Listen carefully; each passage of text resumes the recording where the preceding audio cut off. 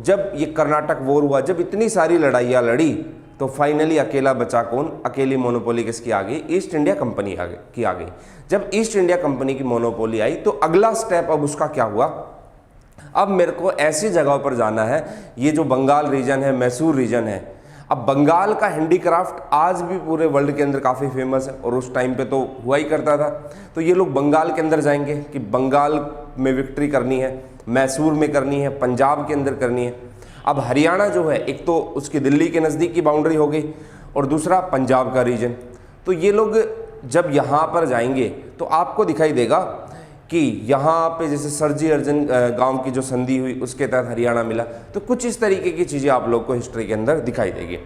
तो इन्होंने ऐसा नहीं कि एक साल के अंदर पूरा पंजाब जीत लिया हो, एक साल के अंदर पूरा बंगाल जीत लिया हो। एक लंबी लड़ाई इन्होंने लड़ी है और वही लंबी लड़ाई का रिजल्ट आप लोगों को दिखाई देगा कि लास्ट के अंदर ये इतने लंबे टाइम तक रुक पाए। तो यहाँ पर आपको थोड़ा सा ये ध्यान रखना है कि ये जो अपना पंजाब, दिल्ली, हरियाणा ये रीजन जो हुआ करता था, यहाँ पर 1789 से लिख देता हूँ मैं, 1789 से 94 तक महाजी जो सिंधिया जी तो उनका रूल था। तो जो अपने रूल थे 1789 से 94 तक, महाजी सिंधिया इनका रूल था। उसके बाद जो रूल किया वो किसने किया? दौलत राम ने। ये कब से कब तक? 1794 से 1802 तक। तो यहाँ पर आपको दिखाई देगा महाजी सिंधिया जी, उसके बाद दौलत राम आते हैं और 1803 के अंदर एक ट्रीटी होती है, एक संधि होती है जिसका नाम था सरजी अर्जन गांव की संधि।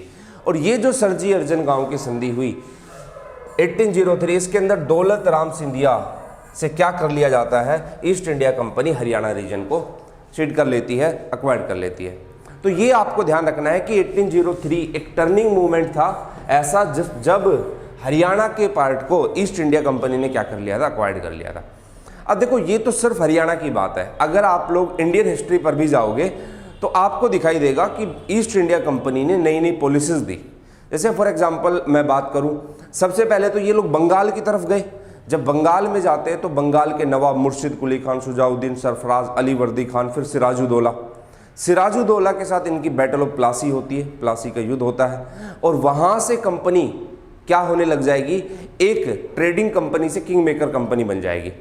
फिर उसके बाद ये लोग बैटल ऑफ बक्सर लड़ते हैं। बैटल ऑफ बक्सर में इनकी आपको बड़े लेवल पर बंगाल पर मोनोपोली दिखाई देगी। और जब ये बैटल ऑफ बक्सर लड़ा गया उसके बाद ये लोग इलाहाबाद की ट्रीटी करते हैं और इस इलाहाबाद की ट्रीटी में आपको क्या खास दिखाई देगी? आपको खास चीज़ ये दिखाई देगी कि डायरेक्ट रूल इनका नहीं हुआ लेकिन इनडायरेक्ट रूल इनका आ गया। फिर उसके बाद 65 से 72 तक बंगाल के अंदर डायरेक्टली लगा दिया जाता है, द्वैध शासन लगा दिया जाता है। तो कुछ इस तरीके से ये लोग रूल कर रहे हैं। फिर ये लोग मैसूर की तरफ बढ़ेंगे। मैसूर में 4 लड़ाइयाँ हुई, हैदर अली के साथ और टीपू सुल्तान के साथ, और फिर मैसूर के साथ सब्सिडरी अलायंस किया गया। यहीं पर नहीं रुके, इन्होंने मराठों के साथ लड़ाई की, फिर सिख के साथ, पंजाब के साथ, ये लड़ाइयाँ इनकी चलती रही। और इवन जो विदेशी ताकतें थी इस टाइम पे, अफगान वगैरह, उनके साथ भी इनकी लड़ाइयाँ चली। तो रिजल्ट ये निकल के आया लास्ट मोमेंट पे इनको क्या करना है? पूरे इंडिया रीजन को, वो रीजन को जो इनके लिए बेनिफिशियरी है उसको एक्वायर करना है। तो लो भाई, वो भी कर लिया। अब वो जब रीजन मिल जाएगा इनको पूरा, अब देखो यहाँ पर 1803 के अंदर दौलत राम सिंधिया जी को हराया और उनके साथ सरजी अर्जन की संधि की और कहा कि भाई अपना पूरा का पूरा रीजन किसको दे जाओ? ईस्ट इंडिया कंपनी को। अब ये जो पंजाब और ये नॉर्थ हरियाणा, ये वाला जो रीजन है, अब आप थोड़ा सा छोटा सा पॉइंट समझना। इस रीजन के अंदर ये सारी चीज़ें आप लोग को लिखी हुई मिल जाएगी।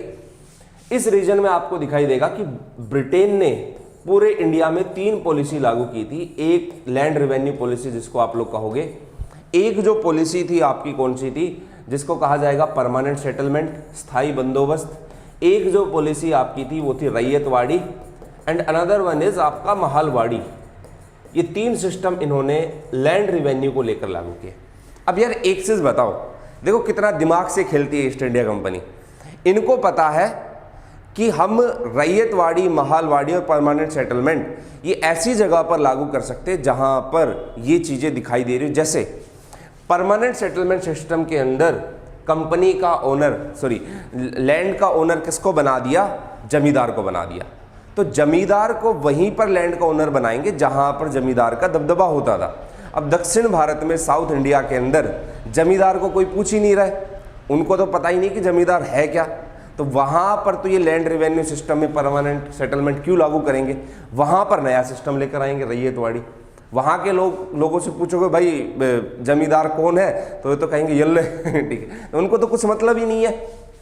तो साउथ इंडिया में ये लोग रैयतवाड़ी करेंगे, क्योंकि वहाँ पर पता है कि एक तो जो पर्वतीय रीजन ज़्यादा है, माउंटेनियस रीजन ज़्यादा है, तो जोत जो है, जो खेत है, वो बटे हुए छोटे छोटे टुकड़ों में, और उनको इकट्ठा करना एक जमींदार को देना, दैट नॉट सो पॉसिबल। तो वो इतना पॉसिबल नहीं है कि ऐसा कर सके। और दूसरा, जमींदार एक्टिव सिर्फ नॉर्थ इस वाले इंडिया रीजन में है, जैसे बंगाल हुआ, बिहार हुआ, उड़ीसा हुआ, वाराणसी बनारस का रीजन हुआ, यहाँ पर है। हमारे हरियाणा में क्या है और पंजाब में क्या है, यहाँ पर यार एक आदमी ऐसा होता था, अगर वो खड़ा हो जाए तो पूरा गांव उसके पीछे खड़ा होता था। अगर उसने बोल दिया हाँ है तो हाँ है, उसने ना बोला तो ना है। अब इन्होंने ये चाल चली, इन्होंने देखा कि यार सरजी अर्जन की ट्रीटी तो हमने कर ली है, अब कुछ ऐसा भी कमाल करते कि यहाँ से हरियाणा के इस रीजन से, सॉरी पूरा स्टोरी के साथ मैं आप लोग को बताऊंगा, समझते हुए चलना। हरियाणा के इस रीजन से हम लोग क्या कर लेते हैं भाई, अब यहां से रिवेन्यू लेना शुरू कर देते हैं। और वो रिवेन्यू मिलेगा कैसे, तो भाई लैंड रेवेन्यू पॉलिसी लेकर आओ। ब्रिटेन के अंदर नए नए फिलोसफर आ रहे हैं, वो पॉलिसीज दे रहे हैं। रैयतवाड़ी सिस्टम आपको दिखाई देगा, क्लासिकल इकोनॉमिक्स का ही एक पार्ट था। जो रिकार्डो ने क्लासिकल थ्योरी दी थी, उसने कहा था कि यार एक ज़मीन का किराया है, ये ज़मीन है, इस पर एक खेती करता है कोई किसान, उसके जो वेजेस है वो निकालो, बाकी जो सरप्लस मिलेगा वो ईस्ट इंडिया कंपनी के पास जाएगा, मतलब एक व्यक्ति के पास जाएगा।